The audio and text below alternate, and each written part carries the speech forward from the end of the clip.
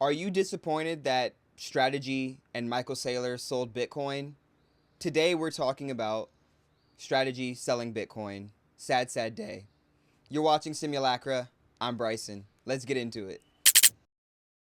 Just when you thought the Bitcoin bear market could not get any worse, Michael Saylor and Strategy sell Bitcoin. Yes, the other day, the largest Bitcoin treasury in the entire world, Strategy, and its CEO Michael Saylor sold 32 coins of Bitcoin, and that's about $2.5 million worth, which is a very small drop in the bucket respective to the amount of Bitcoin Strategy has. For context, Strategy has 843,706 Bitcoin. 843,706 Bitcoin. So selling 32 of them isn't a big deal at all. I think it's more so a publicity stunt. A lot of people are making it a big deal that his company is selling Bitcoin. And I understand why. Michael Saylor, for the last 5 to 6 years, has really been the most popular Bitcoin maxi in the entire world. He's been the biggest proponent for Bitcoin. He's bought the most amount of Bitcoin. He's talking a lot on podcasts, and I hope to get him on my podcast. He's always saying never sell your Bitcoin under any circumstances. And so a lot of people are making a very big deal that his company is selling some Bitcoin. Especially people who are opponents of Bitcoin. They've been waiting for this. Like, especially during the bear market, the price is down. We just hit like 60K. They're coming in and they're saying, oh, this is the most popular lit guy in the entire Bitcoin industry. And he's even selling Bitcoin. It's probably over for y'all. And I think at the beginning of the Michael Saylor run, he was very good for Bitcoin. Back in 2020, 2021, he just had a good, charismatic essence to him that was very good to really start the path to hyper Bitcoinization that I think we are in right now. We're at the beginning of the hyper Bitcoinization, for sure. And he really spearheaded all of the private companies that now have Bitcoin on their balance sheets, but as well as the traditional finance players, Wall Street, the bankers, into start having to take Bitcoin seriously.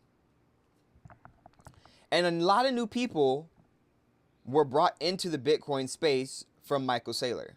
But the release of all the credit instruments that Strategy has me not really understanding why someone would buy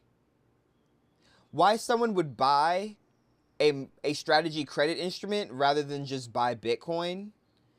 I understand there's currently less risk in buying the credit instruments that are issued by Strategy, especially because they are, perpetual instruments that never come due, and you will get a certain percentage of cash flow every single month.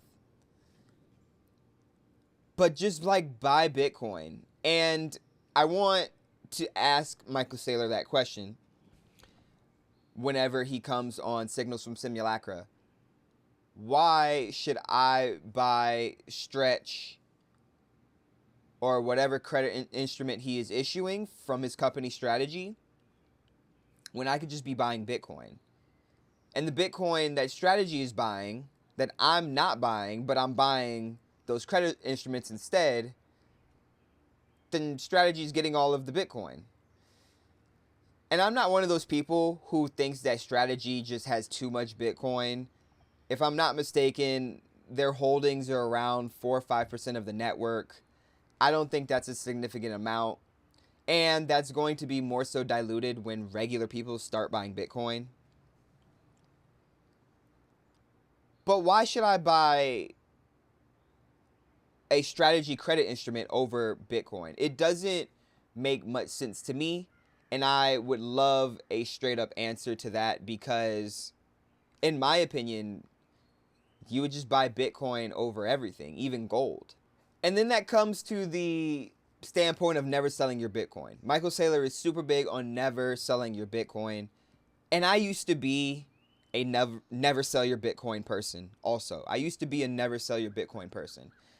I've changed my mind completely on that. Bitcoin should be used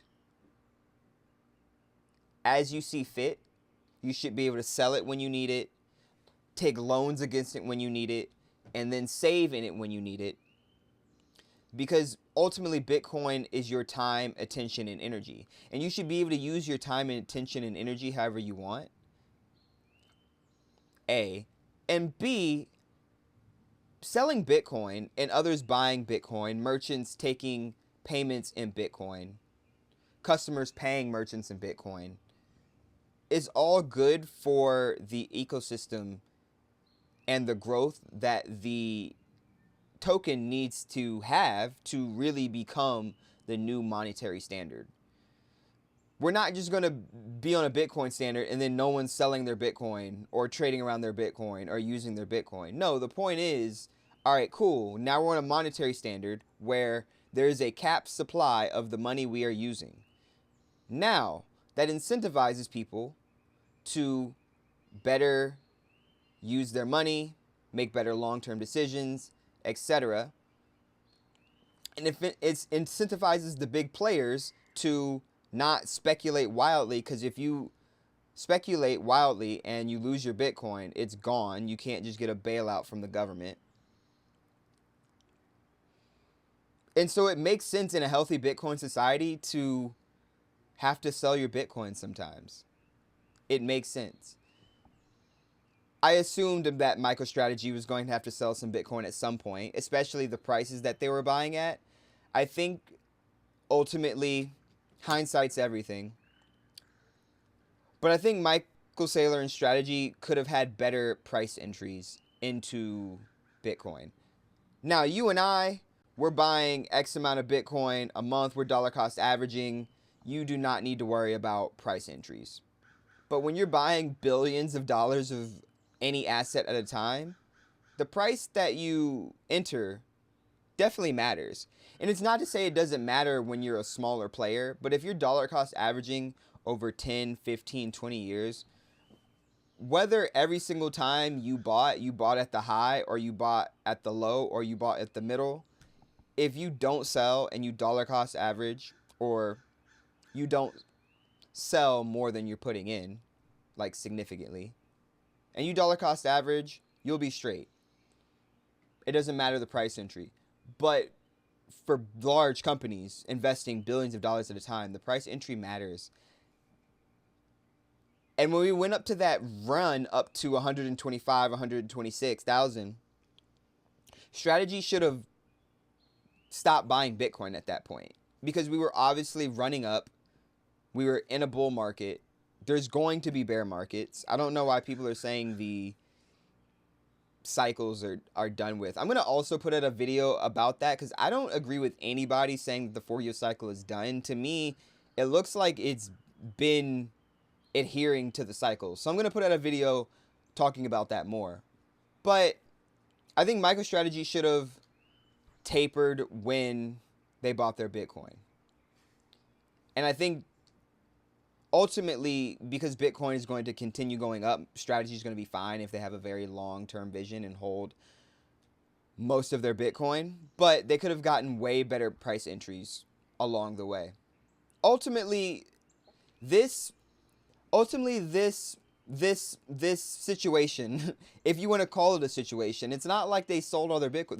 They sold 32 Bitcoin and they own 843,000. I don't really know why this is a big deal.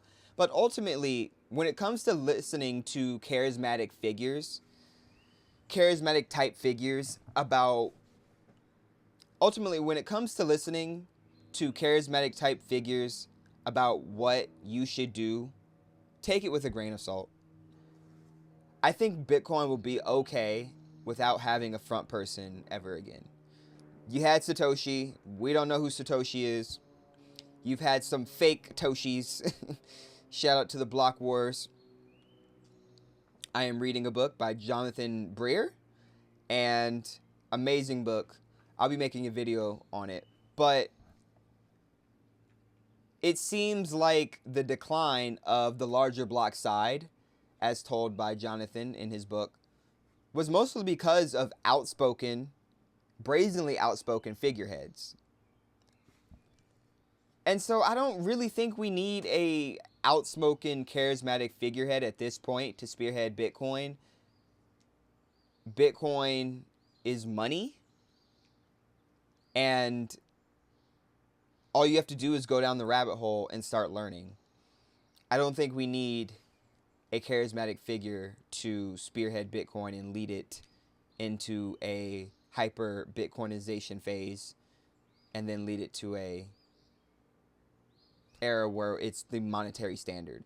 I think there are going to be very important players in the industry going forward, including me, but I don't want to be a leader as in like I'm Satoshi, like, yo, I'm making decisions for everybody. No, that's not how a decentralized community should work.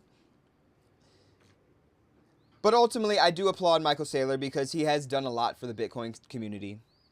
And it's not the end of the day. This sounds like people have died. Like, he sold 32 Bitcoin and he owns 843. It's not that deep, but like people would have thought this is the end of the world. We are in a deep bear market right now, though. We're in a deep bear market, so I understand, but it's not that deep. He sold 32 Bitcoin. Strategy owns 840,000. You'll be okay. So that's today's video. I appreciate everyone tuning in. I don't even think I did an intro. You've been watching Simulacra. My name is Bryson. Remember to like, subscribe, share with your friends, all that jazz. And I'm out. Bye, everyone.